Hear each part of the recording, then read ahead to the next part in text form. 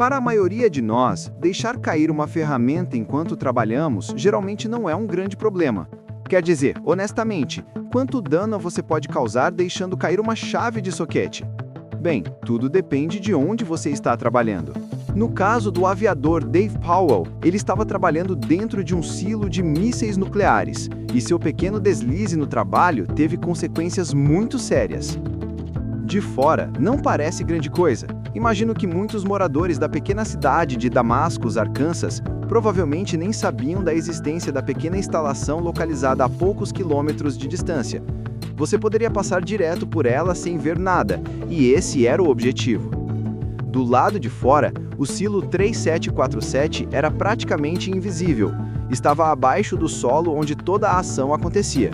Ali, o silo 3747 abrigava uma das armas mais poderosas já criadas pela humanidade, um míssil balístico Titan II. O incidente em questão ocorreu por volta das 18h30 do dia 18 de setembro de 1980, durante um turno de manutenção de rotina. Uma equipe de 2 homens, Dave Powell, de 21 anos, 19 Jeff Plum, de 20 anos, estava realizando testes de pressão no sistema de combustível do míssil, quando Dave Powell, o engenheiro sênior, trouxe por engano uma chave de soquete grande demais em vez da chave de torque aprovada. Era uma chave de soquete enorme, com quase 1 metro de comprimento e uma cabeça pesando cerca de 3,5 kg. Mas como ele já estava com o traje de proteção e havia entrado no silo, decidiu não se preocupar e simplesmente começar o trabalho. No entanto, pouco tempo depois, ele deixou cair acidentalmente o soquete da chave, que rolou da plataforma e caiu de uma altura de 24 metros, atingindo a estrutura metálica lateral e ricocheteando contra a fina camada de alumínio do tanque de combustível do primeiro estágio do míssil. O soquete pesado perfurou a lateral do tanque e combustível pressurizado altamente inflamável começou a vazar para dentro do silo. Agora, talvez valha a pena descrever o míssil Titan II no qual os homens estavam trabalhando. O Titan II, como o nome sugere, era com mais de 30 metros de altura, o Titan II era tão alto quanto um prédio de 8 andares e pesava mais de 135 toneladas. Entrou em serviço no início da década de 1960. Era um míssil balístico intercontinental, ICBM, de 2 estágios e longo alcance projetado para atingir praticamente qualquer lugar do planeta e lançar sua carga mortal. Essas máquinas eram basicamente foguetes espaciais e, devido ao seu papel estratégico de transportar ogivas nucleares, eram mantidas em estado de prontidão o tempo todo, totalmente abastecidas e armadas, prontas para serem lançadas a qualquer momento.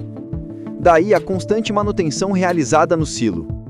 O Titan II carregava a maior ogiva nuclear dos Estados Unidos na época, a W-53, que tinha um rendimento de cerca de 9 megatons e meio. 9 megatons e meio. Esse pequeno número não transmite realmente o poder destrutivo da ogiva W-53. Para se ter uma ideia, um rendimento de 9 megatons e meio é 600 vezes mais poderoso que a bomba atômica lançada sobre Hiroshima. Um artigo que li afirmava que 9 megatons e meio é na verdade mais poderoso que o poder explosivo combinado de todas as bombas lançadas na Primeira e na Segunda Guerra Mundial colocados juntos. E era isso que estava em cima do míssil danificado, que agora espalhava combustível de foguete por todo o silo. Powell e Plum, ao verem o vazamento de combustível, saíram rapidamente do silo e informaram o comandante sobre o ocorrido.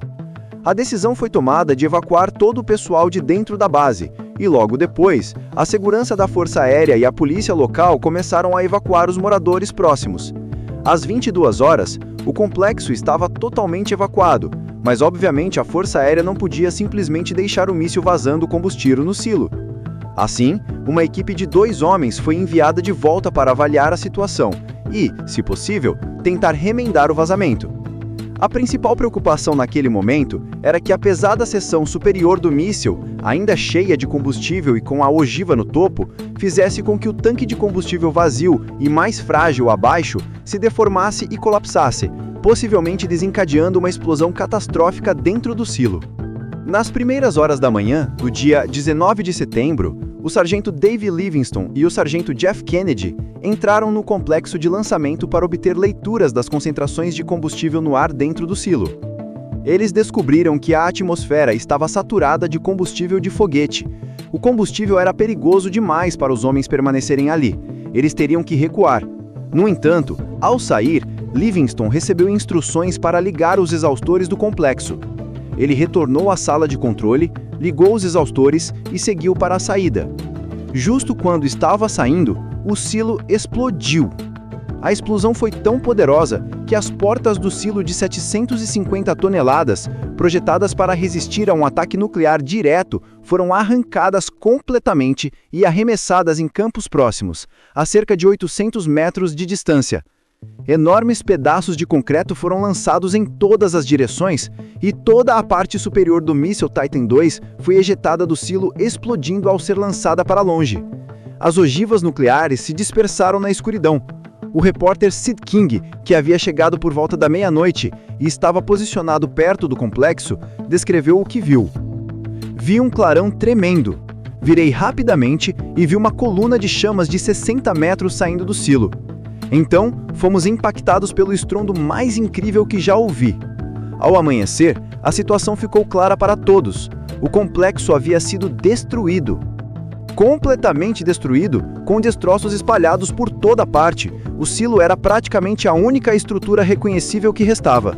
Amon Livingston havia sido morto e outros 21 homens ficaram feridos. A ogiva nuclear W-53 foi encontrada numa vala a cerca de 60 metros do complexo. Felizmente estava intacta e sem danos, sendo recuperada por pessoal da Força Aérea que a removeu rapidamente do local. Assim que a notícia da explosão se espalhou, o presidente da época, Jimmy Carter, emitiu um comunicado para acalmar os temores da população do Arkansas. A situação está controlada. Monitoramos o local com muito cuidado. Não há nenhum indício de radioatividade. Mas uma pergunta permanecia: o que realmente causou a explosão? Bem, ninguém tem 100% de certeza, mas acredita-se que faíscas nos ventiladores dos exaustores elétricos que Livingston recebeu ordens de ligar tenham sido a fonte da ignição. A ordem para extrair o combustível a bordo para evitar a explosão acabou causando a explosão, resultando na morte de um homem e 21 feridos.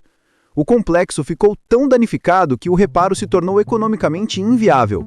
Em vez disso, o silo foi preenchido com destroços dispersos e toda a base foi soterrada sob uma nova camada de solo superficial e gravilho. O local foi posteriormente vendido e agora é propriedade privada. Embora esteja listado no Registro Nacional de Lugares Históricos, devido ao impacto causado pela infame explosão de 1980.